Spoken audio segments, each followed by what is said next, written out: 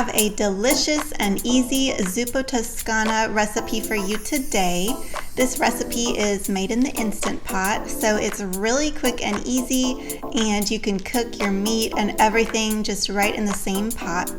If you've never worked with an Instant Pot before, I will show you just how easy it is, so keep watching.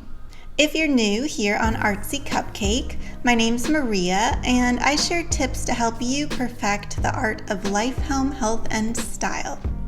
I do fashion lookbooks, healthy recipe videos, home decor, and all kinds of other tips to help you balance life and just make it the best it can be.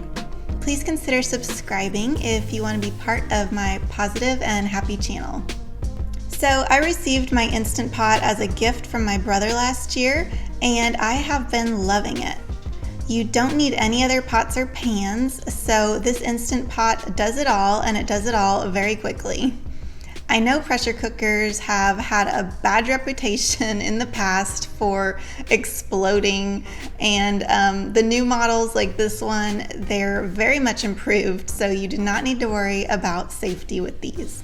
So this Zuppa Toscana recipe will make about 6 servings if you're using it as an appetizer, but if you're using it as your whole entree, like a large portion, you'll get around 4 servings.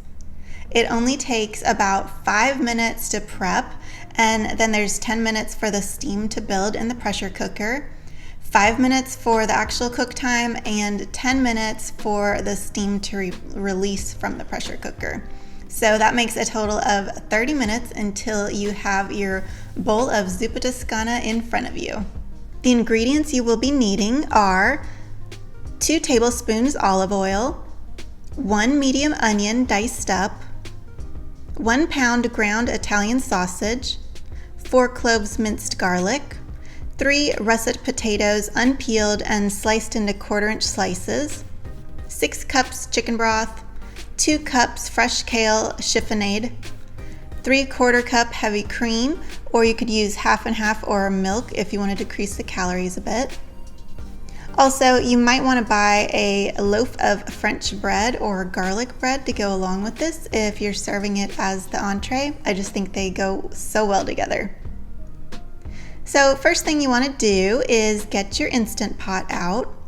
I have the Instant Pot brand 6-quart 7-in-1 multi-use. The 7 things it can do are be a pressure cooker, of course, a slow cooker, a rice cooker, steamer, it can saute, and it can make yogurt or keep food warm. So it's a very versatile little appliance. I will link the exact one I have in the description box below. First, using the saute function of the Instant Pot, heat the olive oil. It heats up very quickly, only maybe 30 seconds to a minute, and then you add the onions and cook until they begin to become translucent. Then add the Italian sausage, crumbling up into smaller pieces and cooking until it's browned. Next, you can add the garlic and allow it to cook just until fragrant, which takes about a minute.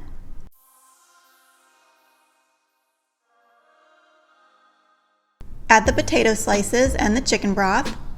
Then lock the lid into place and make sure the toggle on the top is set to sealing, not venting.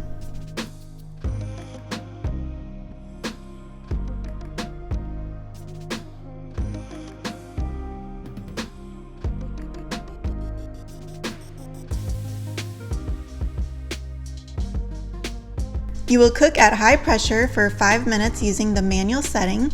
It takes around 10 minutes for steam to build up in the pressure cooker, and then you will see the 5 minutes appear and count backwards. When it's completed the 5-minute cook time, the timer will start to count forwards. When it reaches 10 minutes, you can now do a quick release. This is where you want to be careful because you are toggling from sealing to venting, which basically lets out any leftover steam from the pot. Sometimes a little moisture comes out when you do this, so make sure to stand back. There is a little silver tab that is the pressure valve, and when you see it is dropped down, you know it's safe to remove the lid. Now you just add the kale to the pot and the heat from the soup will wilt the kale as you stir it. The final step is to pour in the cream half and half or milk, whichever you choose, and then you stir everything together to combine it. I will leave a link to the recipe in the description box below. I have it on my blog, so you can print it easily from there. Let me know in the comment section below what your favorite Instant Pot recipe is.